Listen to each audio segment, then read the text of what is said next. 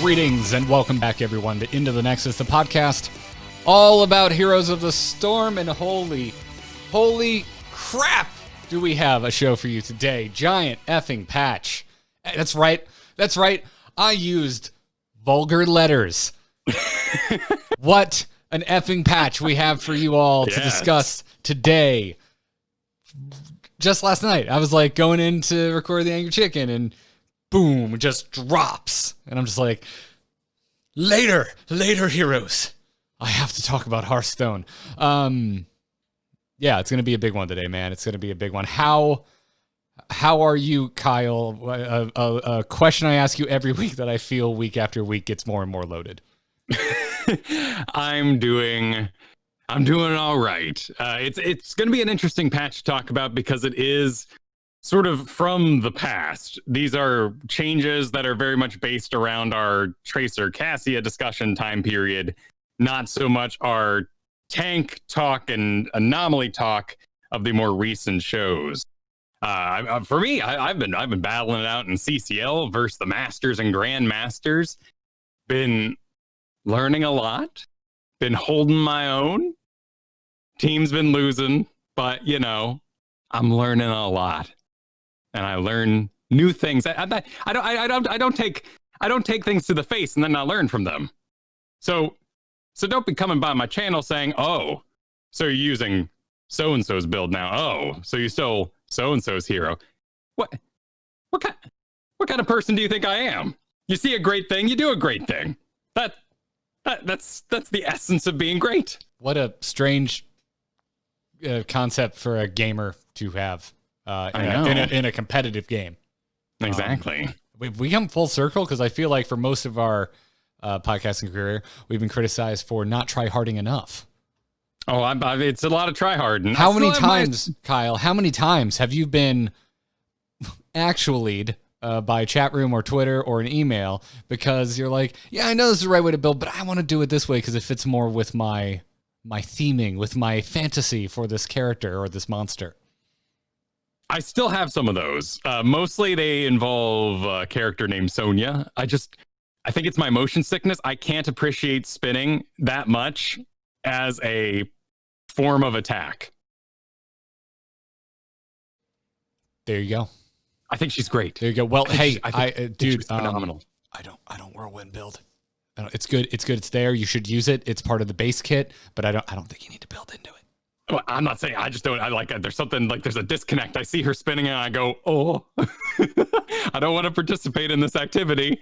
I would like to be someone else. I think even Dahaka's Swarm kind of gives me like a things flying past my eyes and circular motions. I'm not a fan. I can't do Star Tours, Garrett. I can't do Star Tours. I mean, that's just a sad. I mean, no one can right now. But that's a sad reality. I love that ride. And a little too real. And there's a lot of stuff that's a lot of too real. So got a big show for you today. I would, listeners, like to just take a second and direct you over to either the Daily Tech News Show feed, our good friend Tom Merritt, his Daily Tech News Show, or even the Angry Chicken feed because I reposted it. If you're following me on Twitter right now, you probably notice I am beyond riled up and beyond angry and sad about what's going on in the world. And I am trying my damnedest to keep the shows about the games and keep you entertained because you might just need a break. And I think that's fair and I think it's healthy. And I hope that we can give you the break that you need so you can be recharged to go out and stand up for what you believe in. But if you would like to hear from people much more I guess qualified or in the current climate that on this subject, you should go listen to the Time to Listen special from the Daily Tech News Show that Tom Merritt put together and with his permission allowed me to repost to the Angry Chicken feed. I didn't want to put the exact same thing on every single feed. Decided to go put it on Angry Chicken because that one has the most listeners, to be frank. So that's right at the top of the show. I just want to point you in that direction. I think it's an amazing piece of podcasting media, and it really moved me. So go check it out. No, there's a lot going on in the world right now, and we all need to talk about it. We're here to talk about other things like Heroes of the Storm.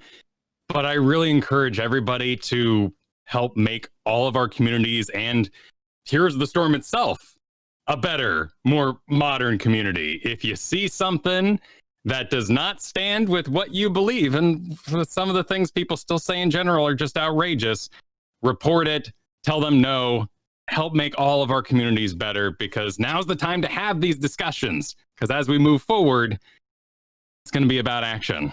It's going to be wild. And on with the show. Damn straight, man. Make a difference where you can. Report features there for a reason. And now let's talk about Heroes of the Storm. We're on, boys! Ha-ha! Let's liven up this place! Point me to the stage. Stay a while and listen. Big effing patch. My goodness. Also, it's snowing, Kyle. It's snowing. It's June. Why is it snowing? Well, there's this place called the North Midwest, Garrett, and it happens sometimes. North Midwest. Oh, really? Oh, okay. Yeah. Have you never been in False Spring in Chicago? No, I've only ever been to O'Hare, actually. That's it's the greatest trick nature ever performed. It's a dirty, dirty lie. There's a beautiful weekend where everyone just tumbles out of the buildings in previous years and wanders the streets and as few clothes as they own because they're just so excited. And then the next day it snows. Geez, well, that's unfortunate. Well, Kyle, there's only one thing I can think of when something cheekily starts affecting Battlegrounds without any sort of explanation, because the last time this happened, it led to Deathwing. So obviously this is a tease for a new hero, but what new hero is it a tease for? Well, we don't really know. It's a very jolly snow. Which I think sort of puts our minds towards more of an Overwatch kind of area. I mean they're nice snowflakes. They're big. They're the ones you cut out and hang in the window in the preschool. Stylized, I think, is a really good term to use here. Now, Heroes of the Storm overall is stylized. Blizzard has very, kind of across everything. Overwatch very much has its kind of own style, but there's a cohesion across all Blizzard products in that they are happy to have it look like a piece of art rather than trying to be a realistic render, right? Yeah. So, but look in the face of this snow and tell me it's a Diablo character. No, this is not Diablo snow. No, there is snow in Diablo. It doesn't look like this. I mean, it's usually full of like siege machines or a guy on a bridge exploding. So it could be Bale. It could be, couldn't it? Maybe it could be. Possibly. If they're, it doesn't look like they're, because I remember there being weather in StarCraft 2, but this doesn't really strike me as the sort of snow that was blowing around in those all your units are going to freeze levels. It's just so, there's no other word for it. It's jolly, which makes me think of May. Yeah. Overwatch May. Overwatch in general. Overwatch has the most kind of stylized cartoon, frankly, Pixar-esque quality.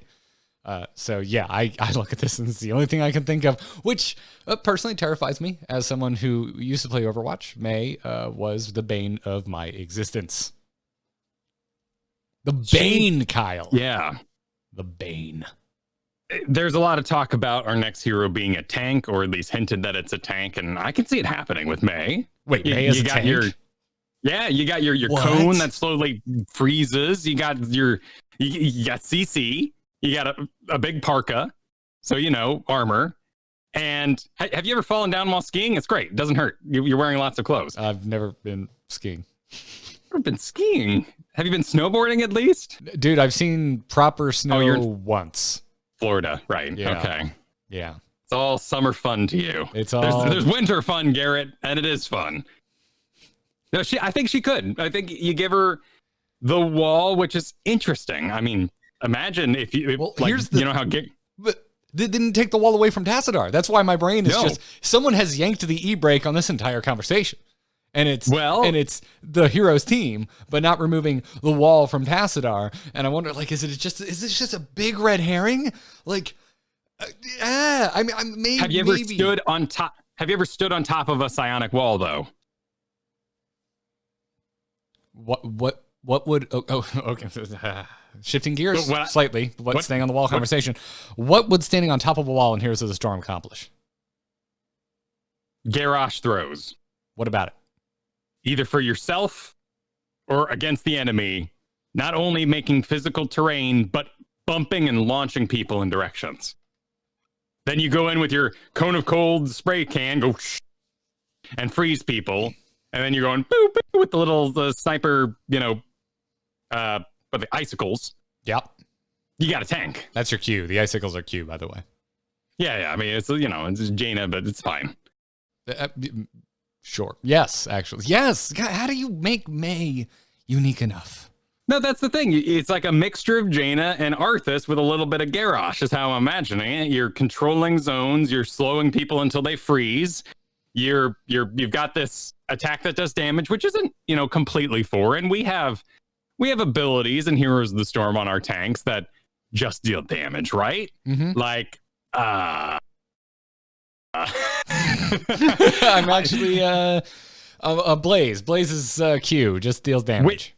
But it's worked into his Pyromania that whenever he hits a hero with Flame Stream, it reduces Pyromania's cooldown. So that we could find a world where just give it to me, man. That is like the closest to a basic damage ability I could pull off the top of my head. You're absolutely right. Like to anyone who says like punish, you're wrong because it's all you have until level 10 on Johanna. I mean, Death Coil. Death Coil damages. I mean, yeah, it could. It has an alternate use, you, but if you just use it to attack an enemy, it's basically just doing damage.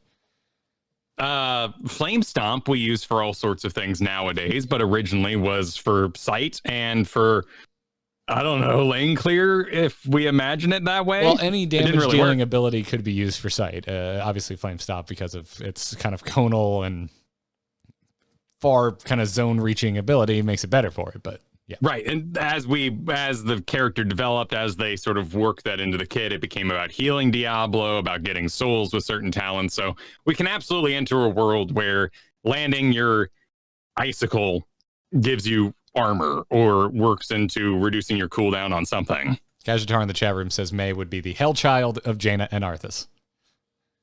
Well, it could just be your auto attack, actually. I've used the spray can or the icicle could be the auto attack. If we're in tank land, right? Like slow auto attacks. That's kind of goes with the territory with a lot of tanks. Maybe not Garrosh slow, but a little bit more. And it's like a big chunky auto attack that you were very aware, and maybe there's some kind of stacking slow a bit to it. That would be cool. Maybe. Also possibly obnoxious, but But everyone's always like, wouldn't a range tank be cool? And you kind of got one with Blaze, but it's a concept that exists and fulfills fantasies. And there's a lot of, I've heard people throw around. The only reason I know how to say the name is because people say May is Bay. And I'm like, oh, I get it now. I can pronounce the name. There it is. Yeah. I'll go to bat for this, even though if I had to choose one, I'd go with Overwatch. You could make a decent argument that this could also be Warcraft Snow, because Warcraft pretty stylized. Yeah, happy snow isn't necessarily a bad thing. I mean, it would be. I would love a Sindragosa or any sort of frost dragon. But what happens when Arthas casts Sindragosa? It's fine. He'll be fine. Does Sindragosa just kind of smile and wink at the camera every time Arthas uses Sindragosa? There's other ones, right? There's been tons of ice dragons with various names that I don't remember at the moment. Sindragosa is the most famous. Yeah. It could be Ice Crown bosses. I can't really think. I mean, Sindragosa was an Ice Crown boss. I know, but Marigar would be sick. That'd be sick. Just he starts yelling Bone Storm. Yeah. Although, how do you differentiate that from Sonya and Samuro? Bone Storm should be heroic. Samuro already kind of has that. Actually, can we just get a Marigar skin for Samuro? I don't really like any of his skins. I could go. Oh man, just skeletal Sammy would be really cool. Ooh, that'd be sick. I'd even settle for voodoo body paint. Kind of like what Lunara's wrestling skin has. That would look rad on Samuro. Anyways. I dig. Getting away from this conversation. But yeah. May seems the most likely. I had to think about like Northrend stuff because we already got Anubarak, we've already got Kel'Thuzad, we obviously already have Arthas. What is the next frosty character that comes to mind? And I'm coming up short. I believe you're muted, Kyle. Arthas remodel. Arthas remodel. You think they would tease a remodel with some pre-fanfare? Nah, probably not. Oh, so I guess. Yeah, Cassia, you're on fire today. Hodir would be interesting. Hodir would be cool. I mean, technically, Jaraxxus did take place in the Northrend expansion. Yes, he did. Although I don't think you would tease Jaraxxus with snow. Hey, they've done messed up things before, like slashing walls with claws. Yeah.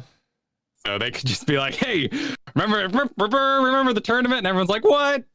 I guess there was snow. Like a frost giant, like whether it's Hodir or just like a proper frost giant. Again, man, I would love to see just more mobs added as playable heroes. Like, I know Brightwing got a name, but at the end of the day, Brightwing is a damn fairy dragon. I wanted, like, a Zergling would be cool. A Knoll would be cool. Name it Hogger. I don't care. It's still a Knoll. There's a lot of people who, post things like, we need crossover events. We need more things to bring players over. You know what was really successful at bringing players over? Overwatch characters. Damn right they were. And that's where my money is. Yep. I agree. And even though May, not my favorite character in Overwatch, they have really impressed me time and time again with how they translate Overwatch heroes into the game.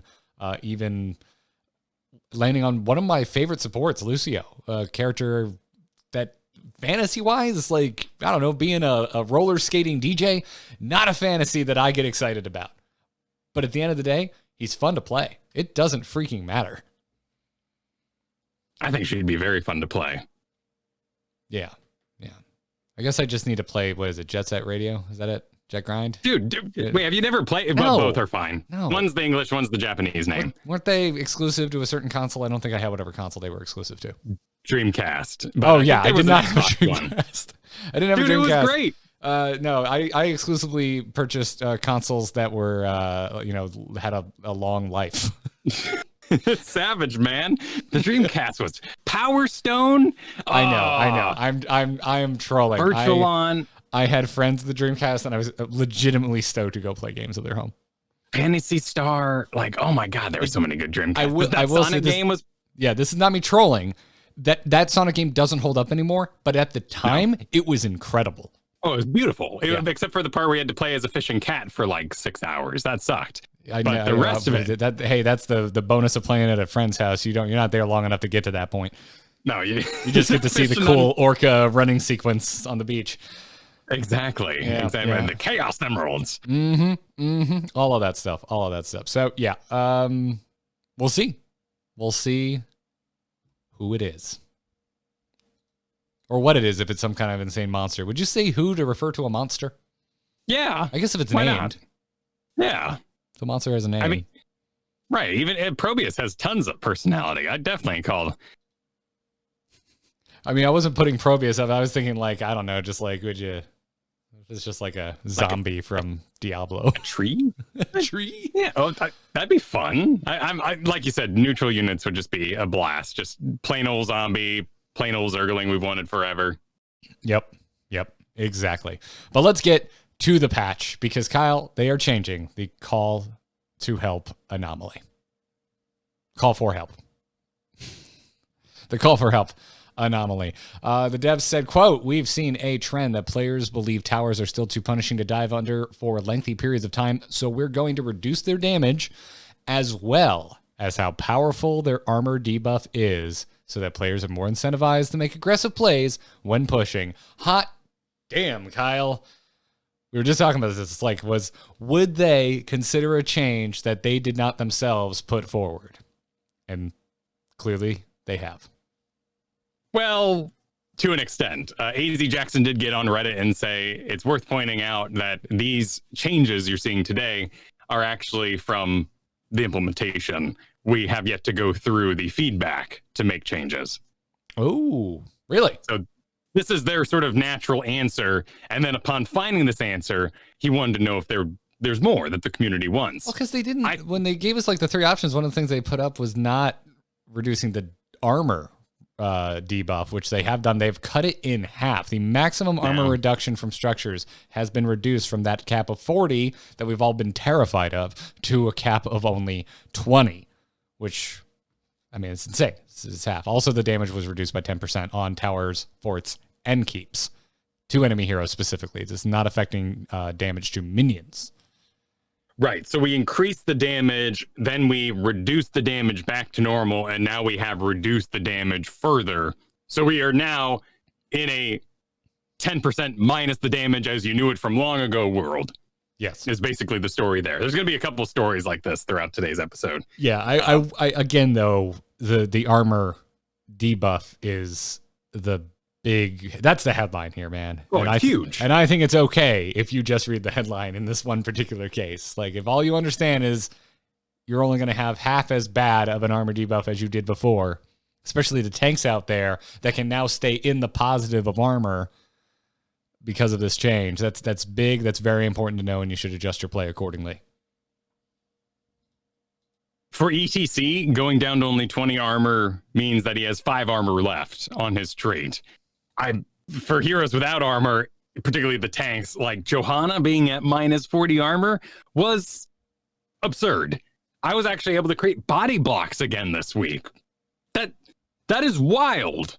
That it seems simple change allowed me to once again stop an enemy from escaping inside their tower range by getting in front of them and allowing my team to complete that kill. Because minus 20 wasn't as shockingly detrimental.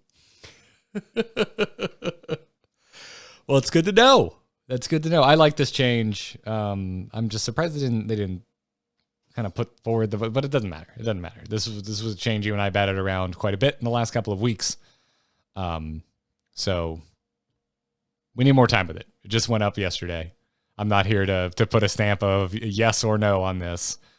So like my gut reaction is I like this a lot with very little time with it under my belt.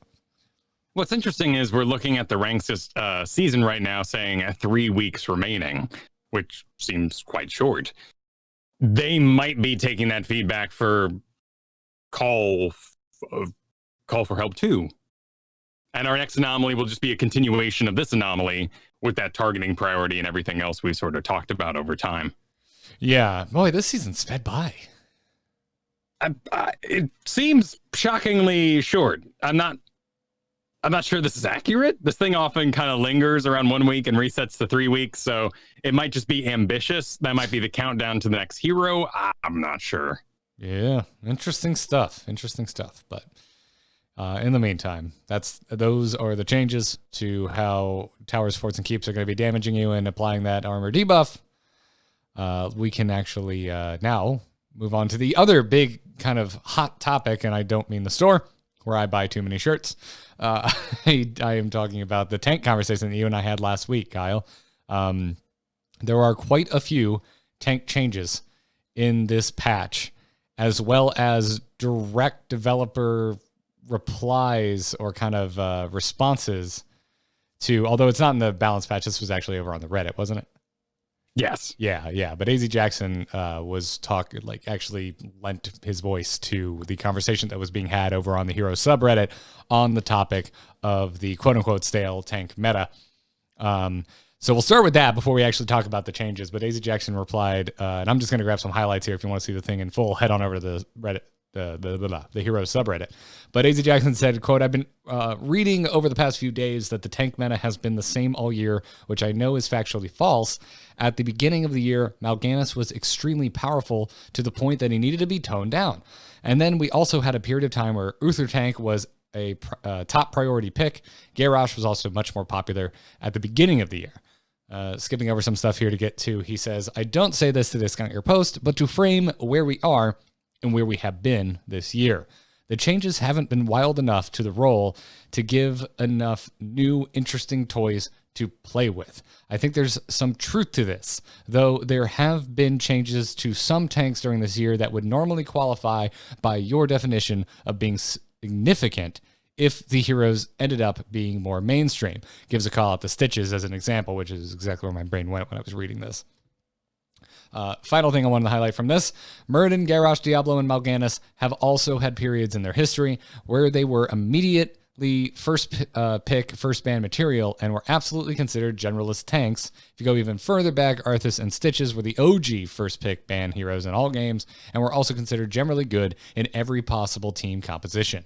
Did something change to make them more niche? Would making them even more generalists solve the problem, or would it just create a new issue where all tanks are doing the same thing, so people will just pick the hero who does that thing the best? This is why we haven't changed Tychus to be more unique with his tank buster role back in the day. Or sorry, why we changed Tychus. This is why they changed Tychus. I injected a word that wasn't there, to be more unique in his tank buster role back in the day, because all of our ranged attackers were considered generalist, so people only picked the one they thought was best at the time. Is the issue actually that we need more niche heroes who are better in their roles so that when they're the right pick, players automatically flock to them to keep hero variety higher? Or is it that most of our tanks are too generalist and ETC/Johanna are just considered too good right now? Well, I would personally point AZ Jackson to last week's conversation where I think we got into some of this, and I think that post actually gets into some of this. Certainly, our discussion last week was all about giving new toys to tanks that aren't being picked often.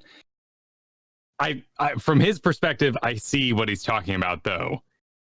There is a generalist moment to ETC Johanna that maybe they can fix with changing up their kits a little bit.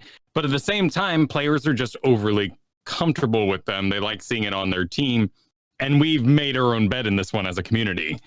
We have all these counter-pick tanks, but no one's using them correctly. So their win rates are fine if we would just use them in the right way. Yeah. I again, I know we mentioned this last week, but I'll repeat it. Like, I like the idea of shoring up or giving new tools to other tanks rather than detracting from ETC and Johanna. Absolutely.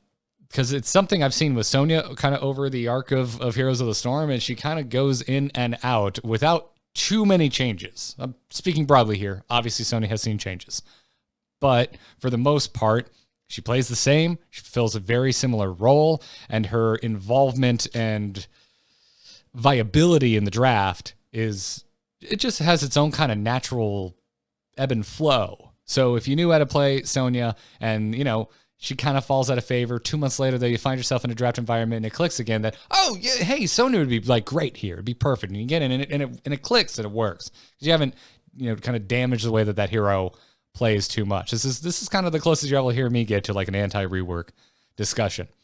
And I think Johanna and ETC could get there because Johanna and ETC have more or less functioned the same way throughout most of their existence in this game. Talents have been switched around and they have been reined in power in certain ways, but for the most part, their role, their ability to disrupt and survive and escape, it really hasn't changed. So maybe spread out those things, disruption, survival, and whatnot, add some new ways, as we talked about last week, to the other tanks to make them maybe a little more appealing. It's an interesting balancing act. I think, too, just the leagues are causing issues for perspective here. I know that from the way AZ Jackson quotes statistics, he looks mostly at the high end, and that's where he's playing. And that means he's going to see this Johanna ETC issue, if you will, and certainly showcased before his eyes the Mal'Ganis issue. High rank has more tank mains. It has more support mains, I would say, who are going to aggressively pick things that are generalist and more draftable in those early positions. Not to say that, a tank main can't make really interesting choices in the late picks. They're just aware of what the early picks are. Whereas we get to the lowlies, we're going to look at Brightwing for Brightwing's sake, because this player loves Brightwing. They might have expertise in that, but they also might be going into a bad draft environment. Right. So we can't take the whole player base as a whole in this conversation. and I agree that we don't want the generalist because I think drafting is a phenomenal strategy puzzle. It's, in my opinion, how you get out of platinum. That's the barrier, is being able to draft well. Not that it's always apparent in game what happened in the draft. Right. It's interesting, right? It kind of gets to my conversation from last week about, like, I don't want them to change Nubarak too much because Alekin and Nubarak is a counter draft in very specific scenarios, and you walked me back off that ledge a little bit, but I still harbor those feelings, and it kind of seems like you're joining me on that ledge a little bit right now. Yes. I had to see which ledge we were talking about. We're talking about a Nubarak getting like universal armor sort of thing. Well, I'm just using it as an example because it was an example I brought up last week. But the idea of making all tanks a little too good at too many things. Definitely. Well, this is more of a response to the conversations we've been having about tanks. Let's see what the balance was as it was planned before we started having this conversation last week, and then we can revisit this at the end. We also have a clarification in chat room by AZ Jackson, if you'd like to take a moment. Absolutely. Yeah, right. Just for clarity, I usually post high-end data because it's usually the worst looking because pick rates get at their most narrow, so it makes my arguments the most valid. When we look at all leagues / parts of the game, almost everything looks a lot better because things almost always even out a lot more, which makes sense. I was also going to say, I would also assume that you would be pretty concerned at the volatility of, the volatility of potential, like of the high end capabilities of these heroes when played by, lack of a better word, god tier players of Heroes of the Storm. Sure, and to the Bright Wing, there could also be that Stitches player who evens out the numbers by spamming nothing but Stitches games in the mid ranks. Right. Interesting stuff. For my own adaptations this week, I've moved on to Garrosh. I am playing or trying to goad your teammates into playing as him. No. We got first pick tanks that are available in Diamond right now: Johanna, ETC, and Garrosh. Garrosh is, of course, rather a draftability issue because you could end up with a Hanzo Jaina backline and a Rhaegar and not have anyone to really respond to what you do.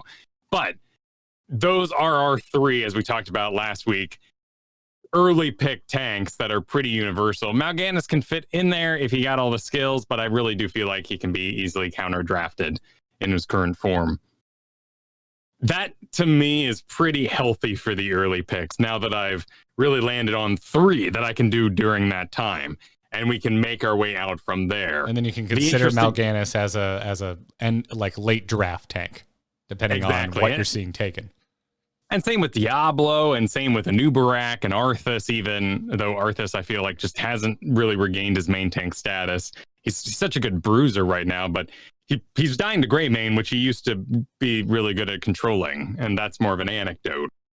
Gotcha. The interesting thing about that trifecta, those three, is that they counteract the tanks below them.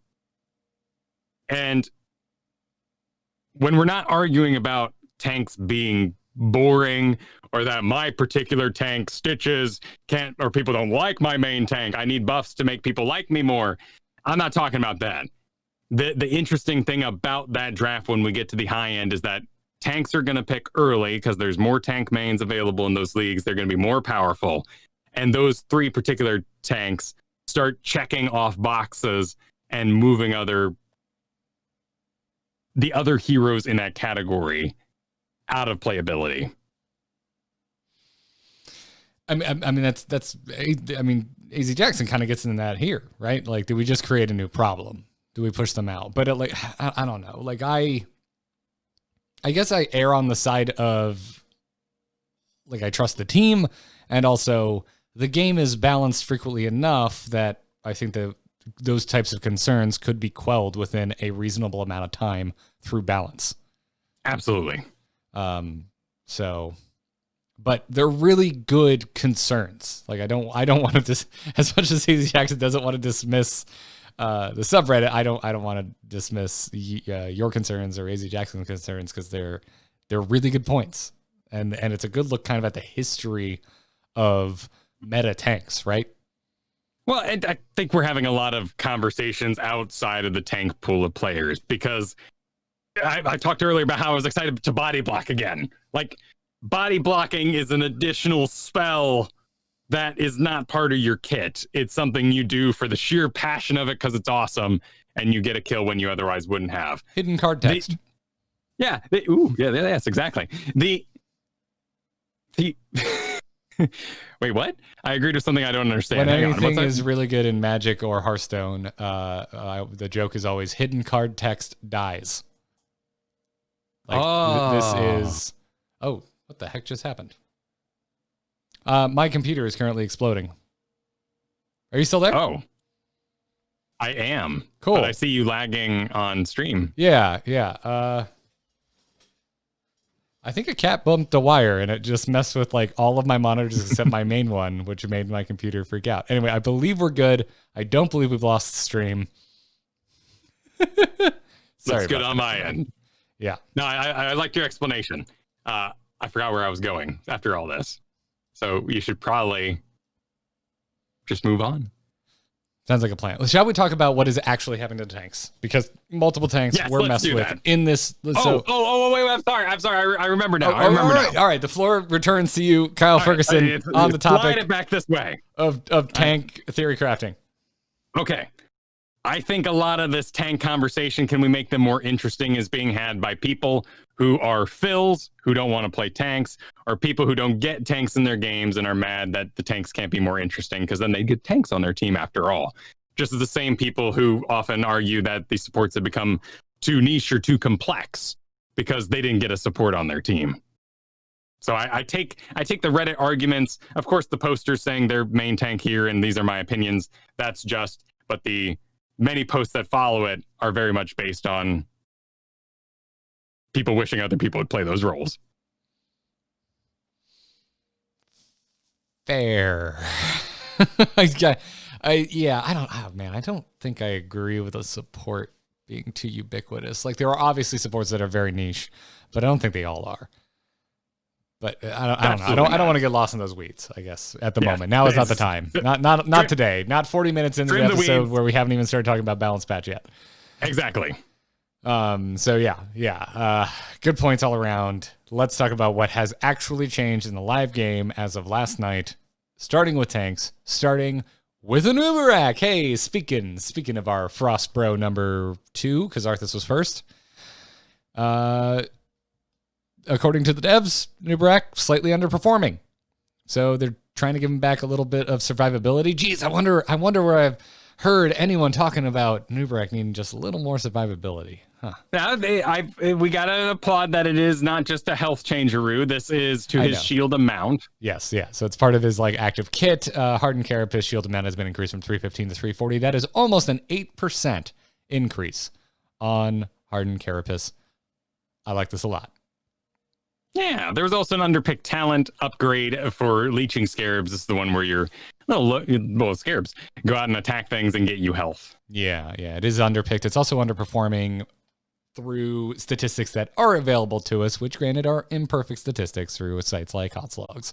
But I did check it, and it not only are very few players picking it, very few players are winning with it. Just because who's also come up a lot in conversation on this show over the last few weeks. Health increase, just a base health increase, just under a 3% increase, going from 3,060 to 3,150. Health regen obviously went up as well. And then we got adjusted functionality on Chop Chop to give it more, how would you phrase this, Kyle? More guaranteed value? More danger. Chop Chop is that talent I was talking about last week with solo lane stitches. And this is a little scary for that situation because we're going from only the inner impact area of Slam granting 50% attack speed for 6 seconds to any heroes hit by slam, and all of its radius giving 25% increased attack speed for 3 seconds, and doubling that duration and speed if it's in the inner area. So no longer, I mean, it's a fascinating thing they've done here. I'm not sure what the strategy is. I think that taking any melee into solo lane stitches is going to make that impossible. And of course, I'm thinking about things like Braxis, where you're not going to be, going, I can't beat this player. Let me go do a double rotate. Let me go take a Merc camp because I've outpushed him. Brax is such a unique situation because you can't leave for that long. You're going to miss a wave, which is greater than a hero kill until level 5. So we're making Stitches better at that and possibly in the tank position and giving Chop Chop more availability if he's not in the solo lane. So maybe this is healthy, but still, I saw this and went, ooh, we're fixing solo lane Stitches. No, we're making it more possible. Good to know. Good to know. Tyrael. According to the devs, Tyrael's talents are in a decent spot, but there's generally one talent on each tier that players are gravitating towards a bit more than others. I wish they got into win rates here because the first thing I do is go look at HOTS logs and take a look at win rates versus pick rates and whatnot. And it's rad. It's cool to have it, but it's also not as perfect as obviously internal stats because the majority of the talents that were messed with for Tyrael are underpicked, but a lot of them, more than not, actually have higher win rates than their more popular counterparts at the tier. It's interesting. It's almost as though they're making him more bruisery. He, of course, backline harass, but heavy sanctification play and organized play, but things like Purged Evil getting a buff, allowing you to do 60% bonus attack damage. Law and Order, smite damage going up. Like, a lot of this is about Tyrael getting in there and maybe even doing some decent stuff in the mid game. Early game, it's all about healing, and I think this is more where those underpicked talents are lying. Yeah. Law and Order was one that surprised me because Tyrael, not a hero I spent a lot of time with, so I was over there looking at stats, and it's like, oh, Law and Order already has a higher win rate than Holy Ground, but significantly underpicked. So, interesting stuff. It's getting a damage increase, so keep an eye on these, I guess, Tyrael players. These might be sleepers. Yeah, a lot of these. Tyrael works in mysterious ways where it's so coordinated. I mean, let's just take Judgment, for instance. Completely useless without follow-up. You've seen your quick match Tyrael think, what's this button do? And die doing it. But you've also probably fought at least a 3-stack where this was the beginning of your demise. Yes, 100%. Tyrael feels like he's one of those niche heroes. I think if we got into it a little bit last week, that the people I know that like Tyrael really like Tyrael. And look for opportunities to bring him into the draft. Yeah. So, I don't know. Usually I'm quick to move on from underpicked talents, but these ones, a lot of these have piqued my interest.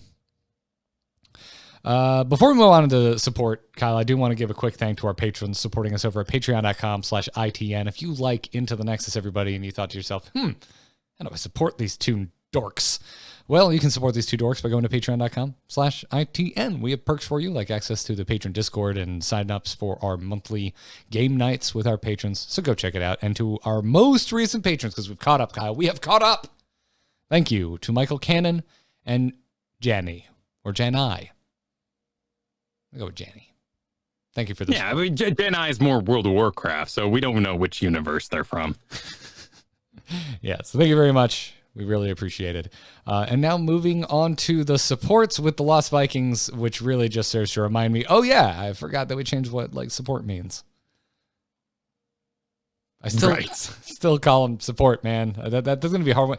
All of the others, I'm like, yeah, sure, makes sense. Support just still throws me for a loop, but I think utility is an ugly word when it comes to the tank bruiser kind of lineup, but it would be so much better because we use support in that way. You're fighting with video gaming legacy here.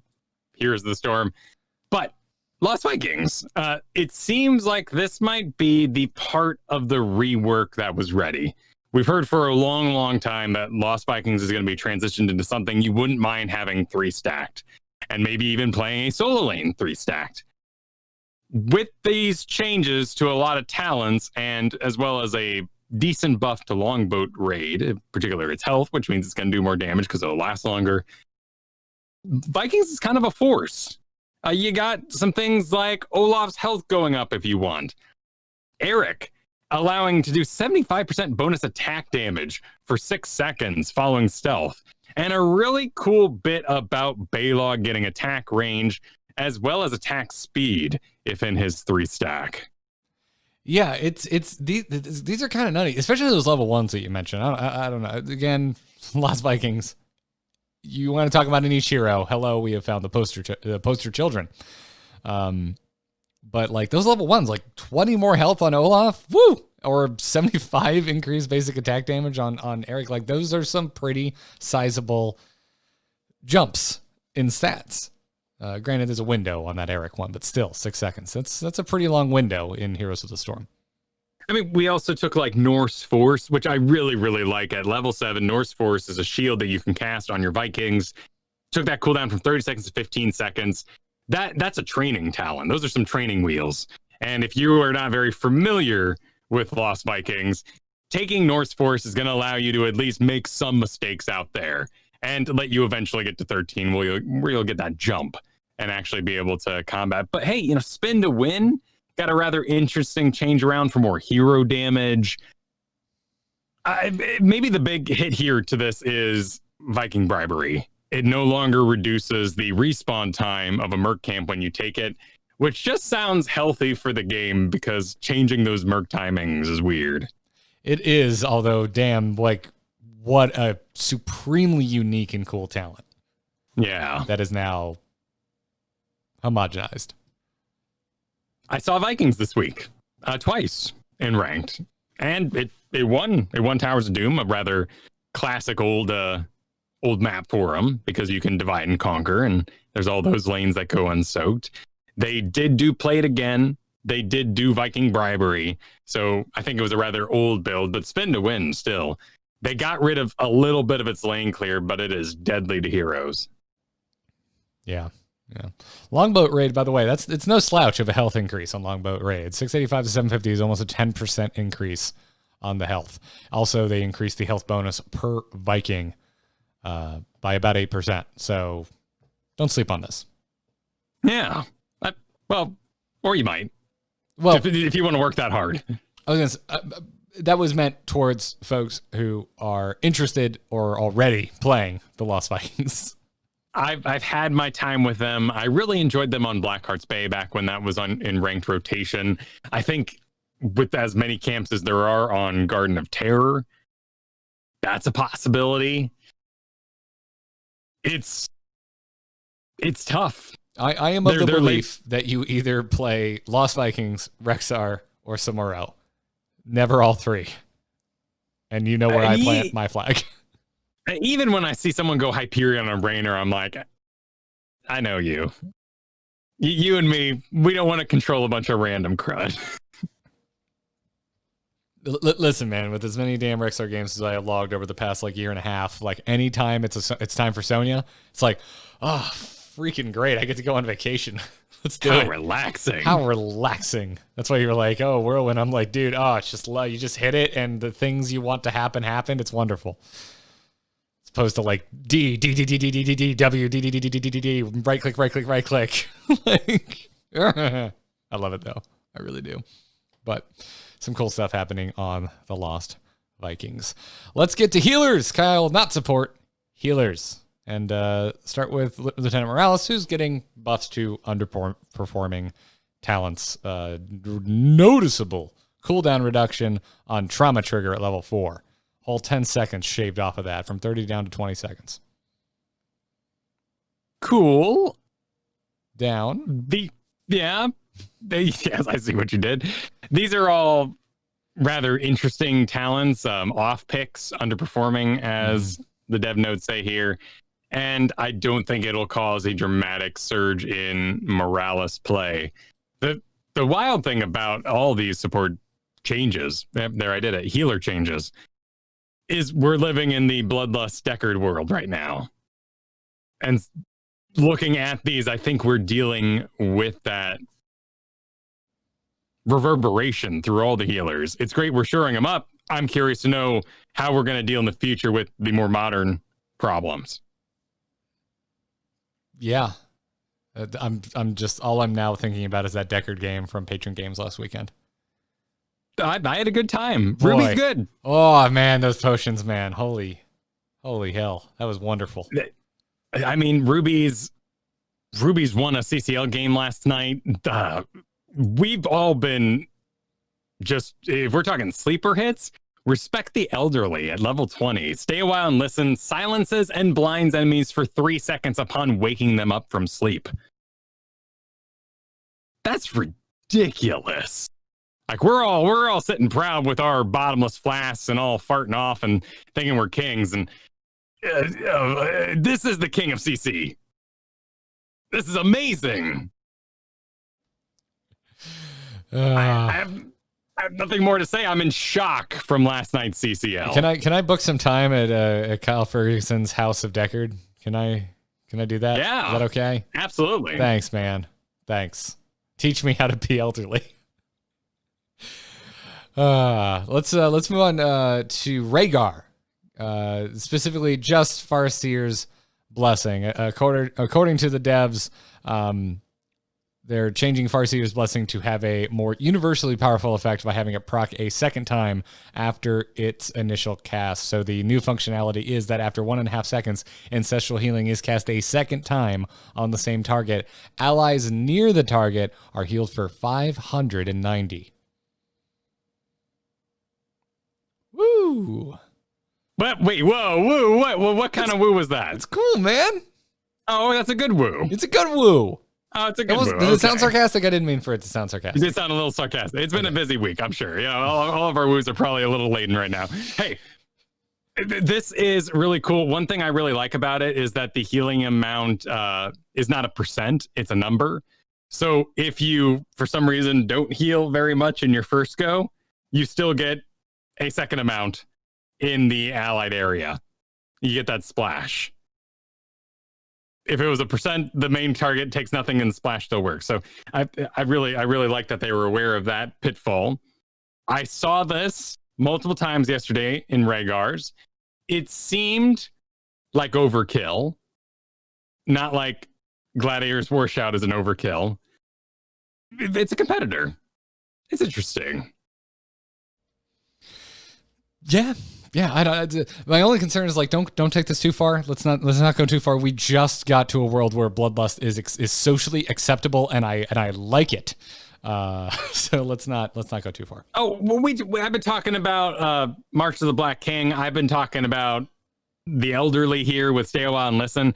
There's nothing wrong with taking a slightly underperforming in our current building sphere as well, as we can't end games that early anymore. There's nothing wrong with taking a level 10 to get to 20.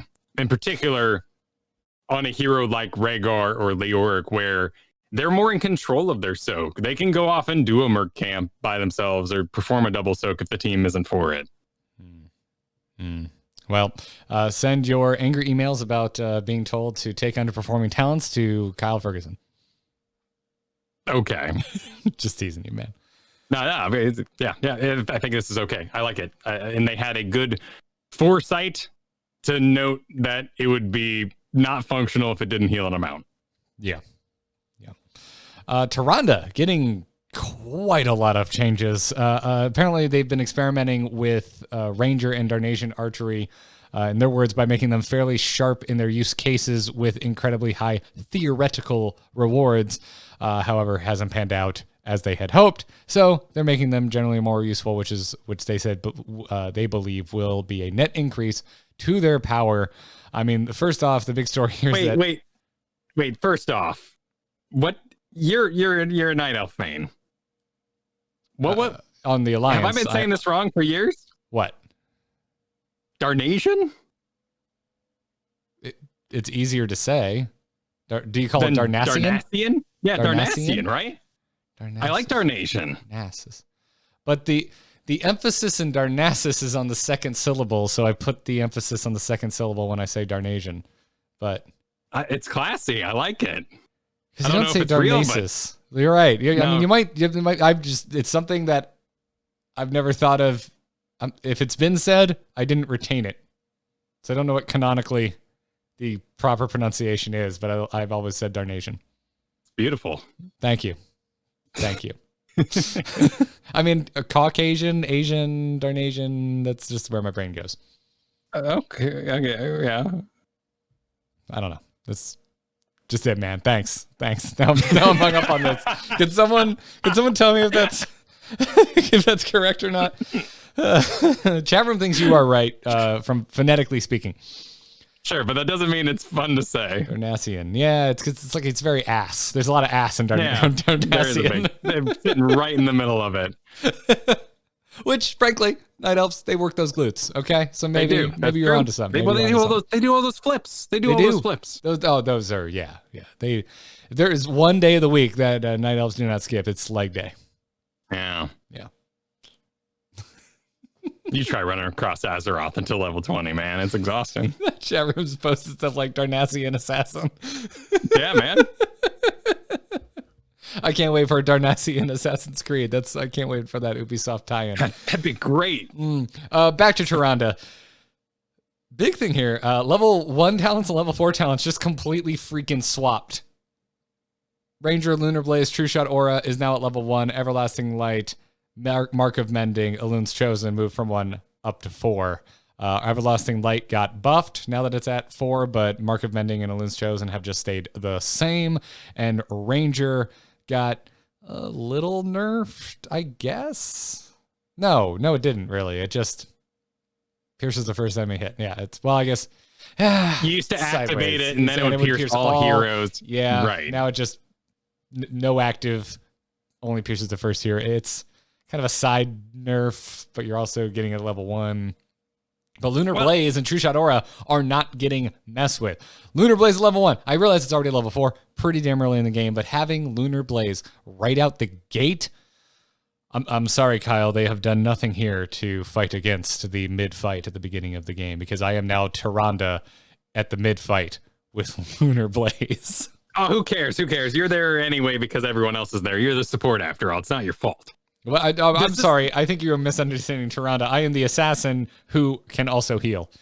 That's right, because you only heal yourself because I'm going to get top damage, y'all. Yeah, okay, I'm down. I've been playing Tyrande wrong. I'm actually really interested in her right now. I think she's very cool, and she brings a stun, so I've been practicing her. This threw me for a bit of a loop because I thought we were re-switcherooing the switcheroo, but actually what happened is back in November of 2018, we swapped out our level 7s and our level 1s. So now our level 7s are level 4s. Well, we swapped out our 7s for 1s, and since 4s went to 1s, yeah, 7s became 4s. So there was a point where 7 became a 1 and a 1 became a 4, therefore 7s became 4. I need a flow chart to understand this. I freaking wreck those ACTs, man. I'm good at that stuff. But I really like this. I actually really, really like this as someone who's learning Tyrande right now. It was kind of difficult before the first fight because you don't want to get in the first fight and not have a talent. You're not going to judge the middle. You could. Actually, that might be really intelligent to do, but it doesn't feel good to judge the middle and then pick a talent and be like, they died because I was thinking to myself I needed this. I really like that the healing talent is now at 4, so I can get into the battle, think about what happened. Do I have 2 targets I'm really healing? Do I need to do Mark of Mending? Do I have targets for that sort of thing? Can I do Elun's Chosen, which I think is considered to be the best one right now from what I've heard? Do I have targets for that? And you can learn that by the time you get to 4. And 1 is more of a stylistic choice. Are you a True Shot Aura? Do you like, well, I think you made a great argument for Lunar Blaze, but definitely a style choice for people who are crazy about Ranger. Yeah. I've always been a Lunar Blaze fan. I think it actually has been underperforming, even though it is, according to Hotslogs, the most picked talent at that tier. But I've always been a Lunar Blaze fan. Well, and what's really interesting is that Everlasting Light, they really, really want you to take this thing. It's starting in September of last year. They made it 40% bonus healing if you healed the different target. And we're up to 80% now. Why don't people want this? Probably because it's up against Elun's Chosen and you took Tyrande because you knew you were going to be auto-attacking in the first place. But I think this is a decent way for Tyrande mains to develop in our game and say, I have a way to heal for big numbers, myself and the tank, if I take this level 4 option. Yeah. I like Everlasting Light a lot. Chat room saying they wish that the second Q didn't have to be on the first target. This is from Corny. Could just make the second Q more on Everlasting Light. Need to digest that one, Corny. I feel like it would. Well, it has to be on the same different target, right? Right. So right. And that's what Corny's saying is that they wish that it was just the second Everlasting Light, that essentially just have it on a 2-tick counter. But if we reach the point and we are getting there of this being 100%, and Tyrande needs to be in positions to auto attack so reliably, heal yourself, then heal the tank, and you basically put 2 charges into the tank at that point. I think the problem here is that it's up against, in a drafted environment, what Tyrande wants to be doing anyway with Elun's Chosen. Okay. Interesting stuff. I've always really liked Everlasting Light, but you know what? I would also like to highlight a change to the level 7 Huntress Fury talent. This is where you increase the cast range and duration of your Hunter's Mark. Basic attacks against the target splash to nearby enemies. On paper, it seems like this might be a bit of a nerf because they've made it only splash to nearby heroes. The thing is, this splash now works into Light of Elun and has a range of about 6. In the target dummies, in the try mode, you attack one target dummy, it splashes to all of them, to give you an idea of that distance. You are attacking the entire enemy team by hitting one target. Also, Splash, not as scary as it used to be, by the way. Just like to tie that in there. We've been terrified of Splash since the Anomaly. That's an interesting It just got a little reined in. Little reined in. Now, granted, Tyrande range here already, but we're not talking Li Ming range. Well, then, I mean, what can we say? Like, what? Props to the balance team then, noting that Splash is less powerful, so we can have it in more options. Yeah. But I think it was already shored up a little bit by the nerfing of the Anomaly this week. Absolutely.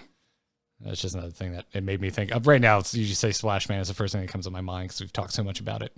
And the dangers. Have you talked to your children about the dangers of splash damage? Ask your doctor. Ask your doctor if splash damage is right for you. I don't want to say ask your doctor if Uther is right for you. You have many options at level 20 Uther. Have you made the right decision? Yeah. We'd like to.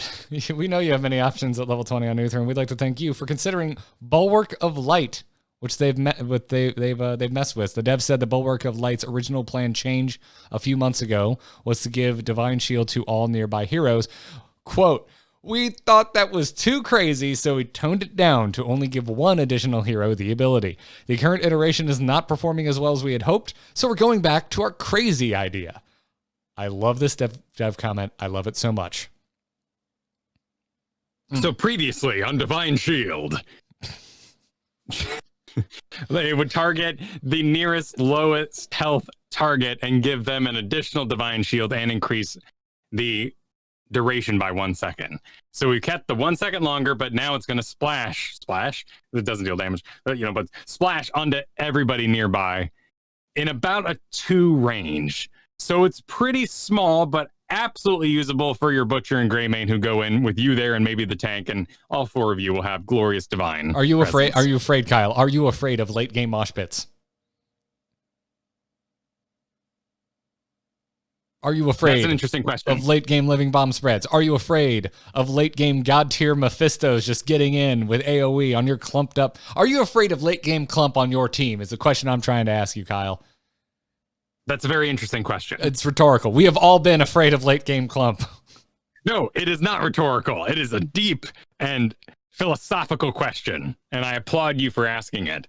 Because it's going to be really hard to beat Uther versus ETC because they usually take them together. We start banning it out because we're so afraid of that. Secondly, I would hate to be Uther healing into Mephisto all the way to level 20. That sounds awful. That does sound very awful. And thirdly, in my beautiful scenario with the Butcher and the tank and Greymane and Uther all diving the enemy team, would you go Divine Hurricane instead in that option? Did you take Divine Shield at 10 to get all the way to 20? No, I'm just. You probably did Divine Storm. I'm just excited. I'm excited too. And you're right. Because I started thinking, I was about to get cheeky on you, dude. I was about to get cheeky by saying, well, you know what you do? You just double support, but that other support is Tyrande, and you take a Loon's Chosen, and so you're this auto-attacked focused Tyrande that's bringing more damage than another second support would, and then Bob's your uncle. But if you got 2 damn supports, what are you doing taking Divine Shield? You're probably going to make, your team will probably survive. Right. It's fascinating that there is a arms race at level 20 Uther. It's what we want to have happen with Arthas. Everything's gotten so crazy that everything must be equally or greater than crazy to compete. And this all started with Redemption so long ago. And Divine Protection is now up to 50 armor and increasing its armor duration by 0.5. I think that's an awesome idea too. These are all really, really cool. Maybe Uther's hoarding all the cool at level 20 and we need to pass it around, but really it's this arm race that's causing it. And I agree. Like, my first thought was Sanctification. Oh my God, this is better than Sanctification. But Sanctification you can walk in and out of, so it's a little different. Yeah. I'm sorry. This is stupid. The only thing I can think of is that damn Fall Out Boy song because you said arms race. And it's like this. Yeah.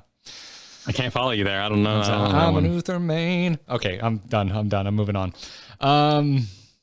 Yeah, I still like this. I still think it's cool. But you're right. Like, you still have to take Divine Shield to 10. Which is insane. Like, it's really powerful heroic. You were literally making someone invulnerable. They can still contribute to the fight. But again, the power of an AoE stun is well documented. It's so different too than Uther's reign in second support town because our assassins were more dangerous then.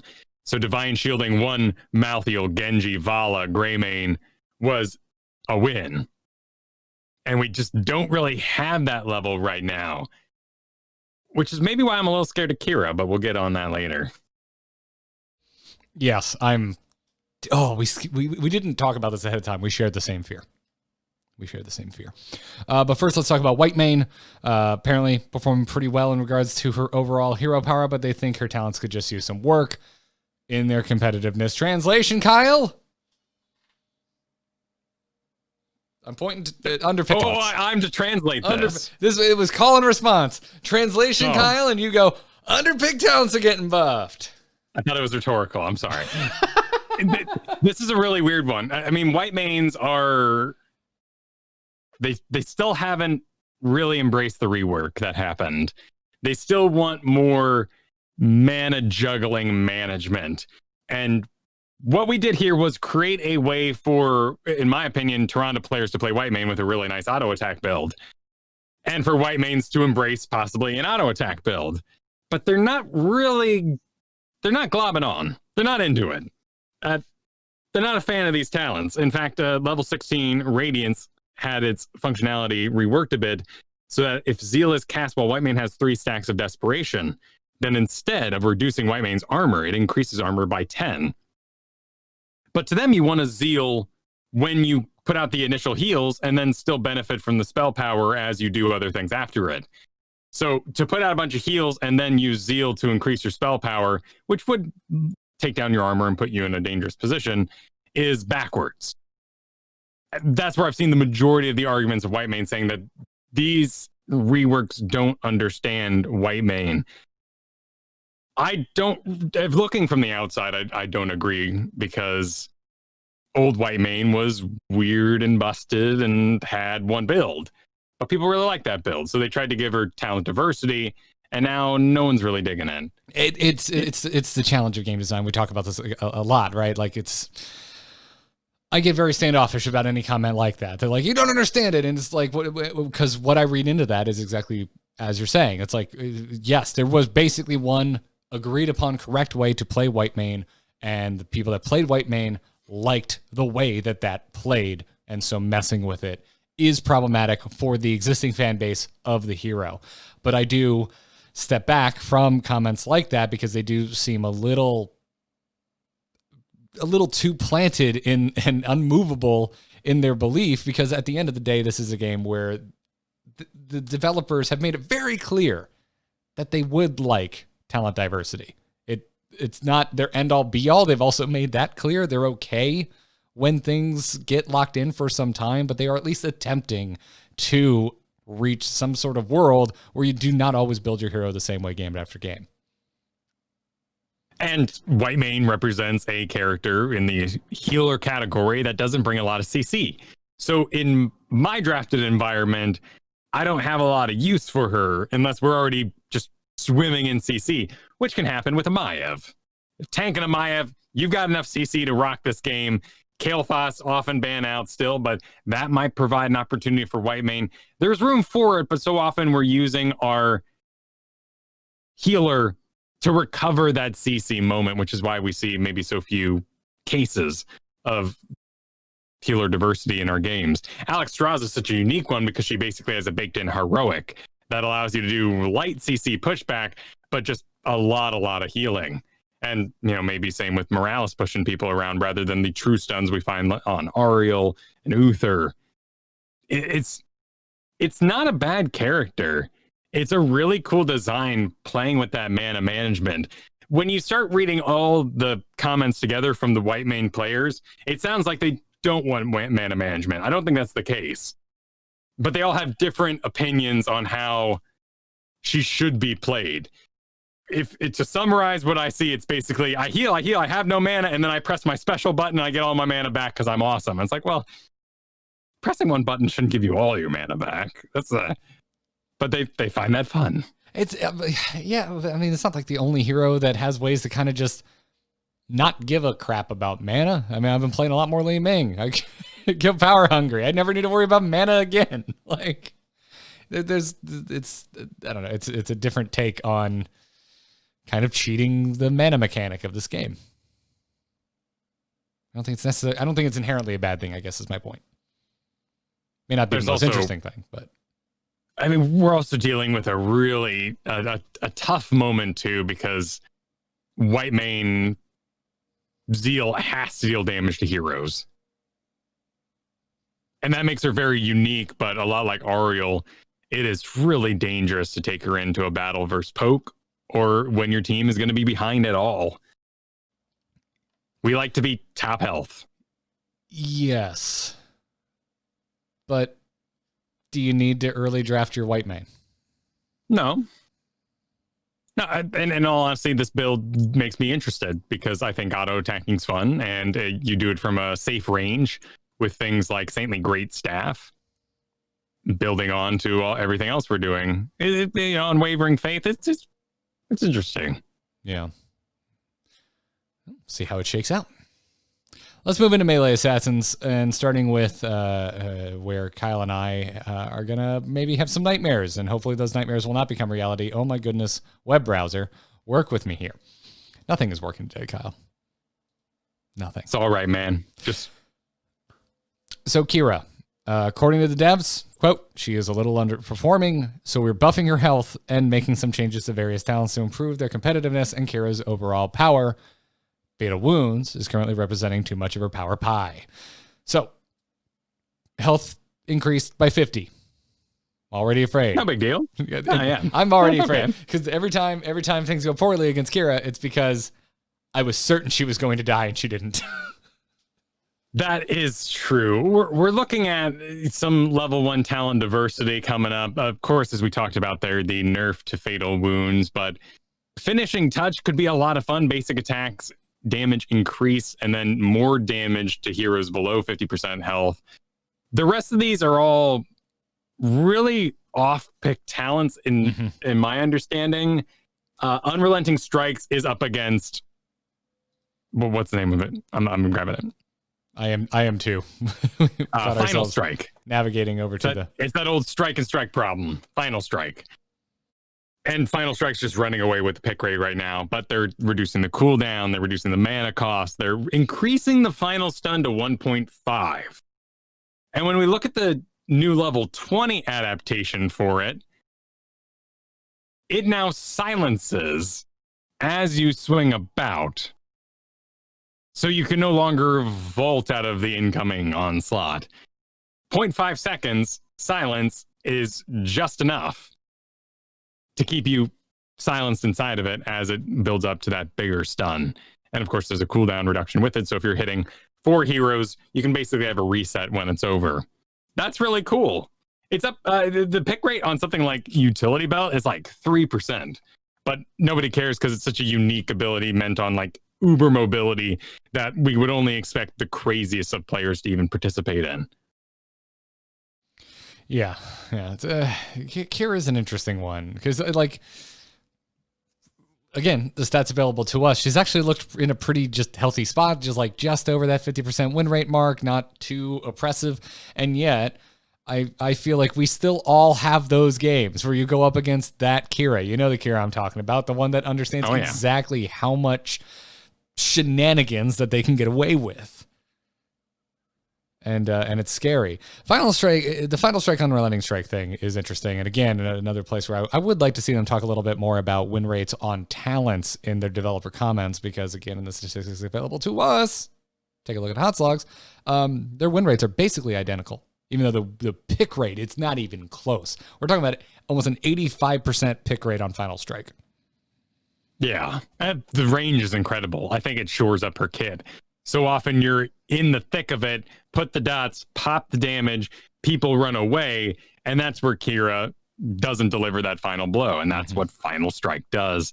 So it's going to be, we could see this heroic continue to be messed with into ridiculous portions in order to even compete with something that just shores up her kit.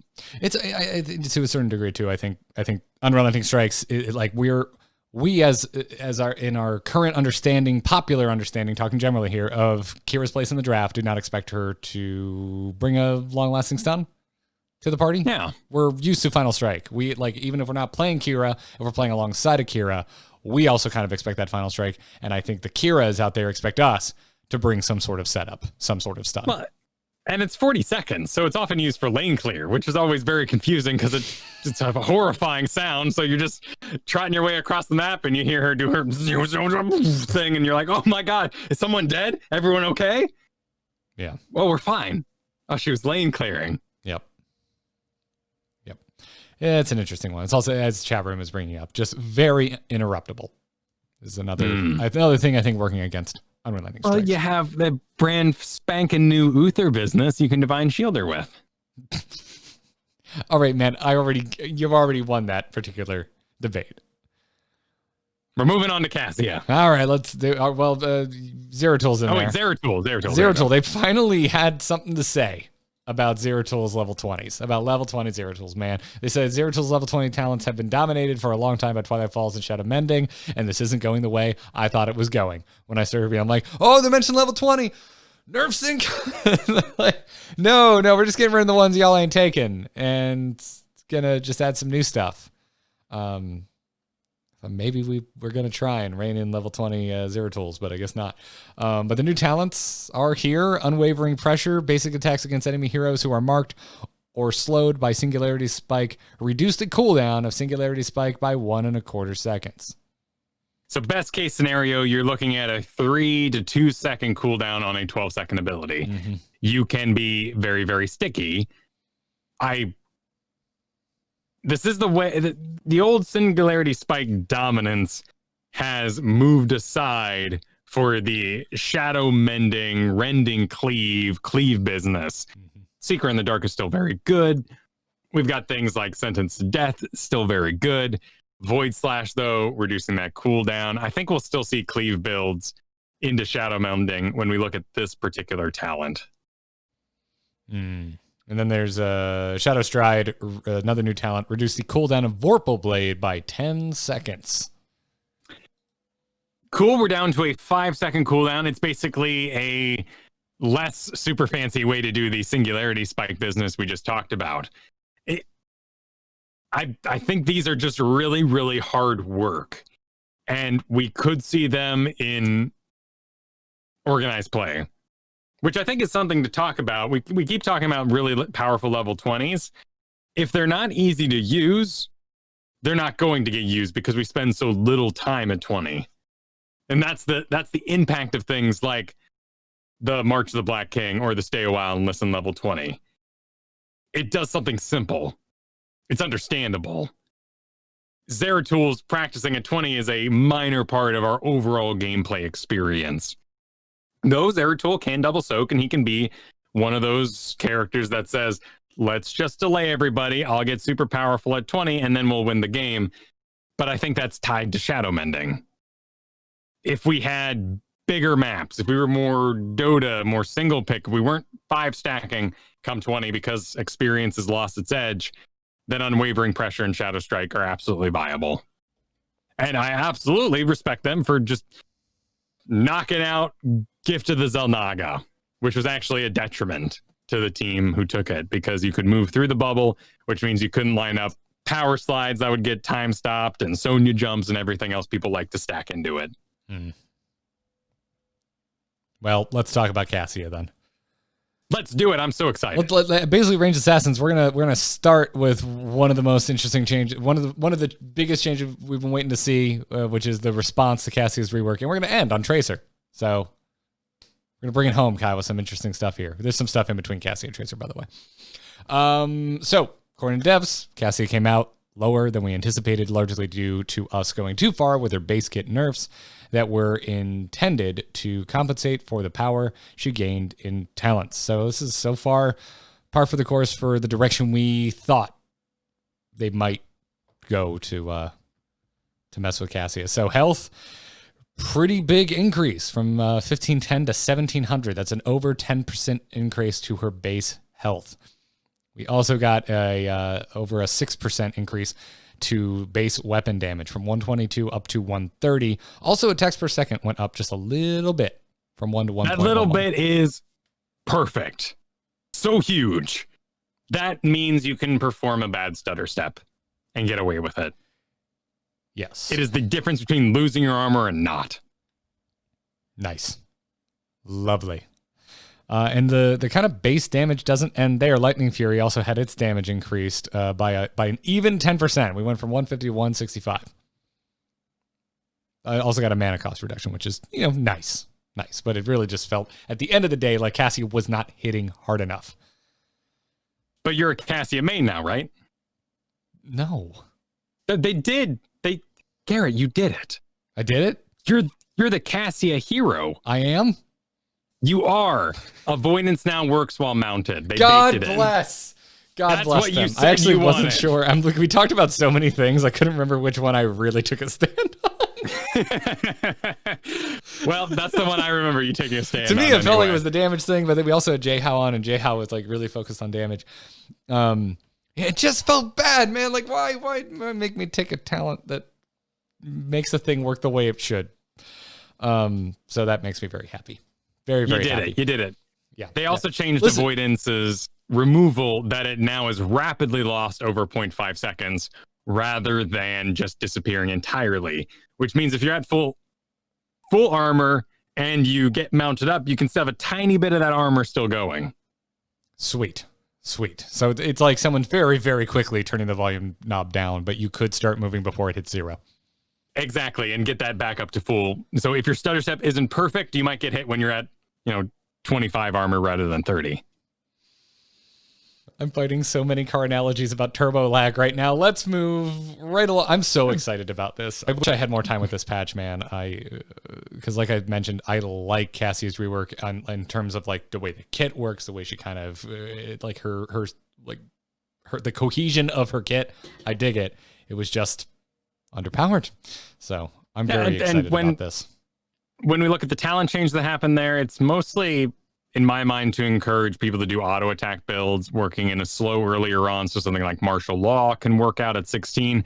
And Martial Law, all basic attacks deal a 1% giant killer, but go up to 3% if you're stun rooted slowed with the target. And I think Cassia is just really cool right now. for draftability and where I'd take her, I can't get away from Fend. I think Fend is what's gonna make her happen. Fend at 13, giving you protection, allows you to make choices that you otherwise can't. Diving into the let's say you see an orb coming in. Like yesterday, I had a Nazebo casting toads, and I said, you know what? I'd kind of like to avoid all this poison damage over the next 2 seconds, if I may. And I've fended something else entirely different.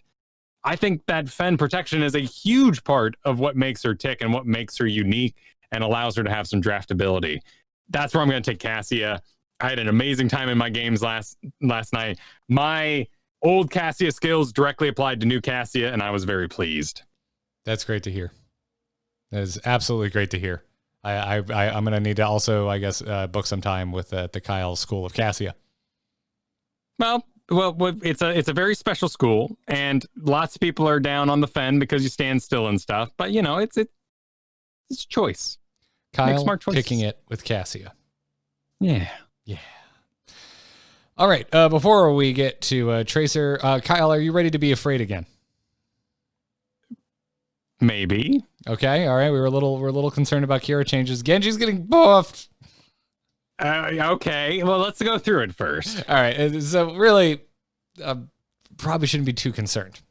But according to the devs, they said that in their mind, the skill requirement to be effective on Genji is a little too high for the vast majority of players. So they're slightly buffing his health and reducing his overall mobility with cyber agility.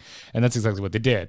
Health got increased 1620 to 1675. There's a little over a 12% increase here. Health regeneration, as always, goes up with it.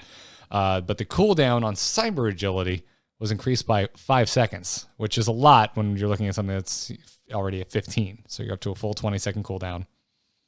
And then we got some talents messed with. But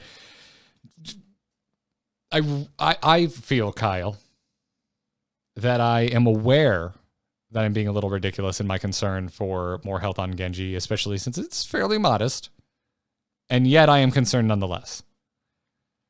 Well, here's what they did. So they took the cooldown for cyber agility and increased it. You can now even that out a bit with talents. And they went through and messed with some of his other talents, like getting rid of double jump, since we're messing with that cyber agility in the first place. And he also has a basic attack range increase at level 13, should you choose, with a basic attack stacking up to 15% bonus damage. For the most part, none of these touch, actually, in fact, entirely, none of these touch Swift Strike, which has been king of Genji builds for a very long time. If we see a surge in Genjis, it'll be a very new, different kind of Genji. None of the Genjis that are currently playing Genji want to do this.